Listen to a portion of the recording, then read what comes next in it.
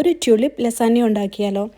ഇതിൽ മിക്സ്ഡ് ട്യൂലിപ്സും ഹയാസിനും ഒരു type of ഡാഫോഡിലും പിന്നെ വേറെ ഡിഫറെൻറ്റ് ടൈപ്പ് ആയിട്ടുള്ള ഒരു ട്യൂലിപ്പുമാണ് ഞാൻ യൂസ് ചെയ്യുന്നത്. ട്യൂലിപ്പ് ലസാന്യ എന്ന് പറയാൻ കാരണം ലസാന്യ ഒരു ഫുഡ് ഐറ്റമാണ്, ലെയർ ബൈ ലെയർ ആയിട്ട് ആക്കുന്ന ഫുഡ് ഐറ്റമാണ്. അതുപോലെ തന്നെയാണ് പല ലെയറിലായിട്ട് ഈ ട്യൂലിപ്പ് ബൾബ്സ് വെച്ചിട്ടും ഞാനിത് പ്ലാൻ ചെയ്യുന്നത്. അതുകൊണ്ടാണ് ഈ ലസാന്യ എന്നുള്ള പേര് കേട്ടോ. ഇതൊക്കെ നട്ട് കഴിഞ്ഞിട്ട് ഗൂഗിൾ നോക്കിയപ്പോഴാണ് ഇങ്ങനൊരു പേരൊക്കെ ഉണ്ടെന്ന് ഞാൻ കണ്ടത്.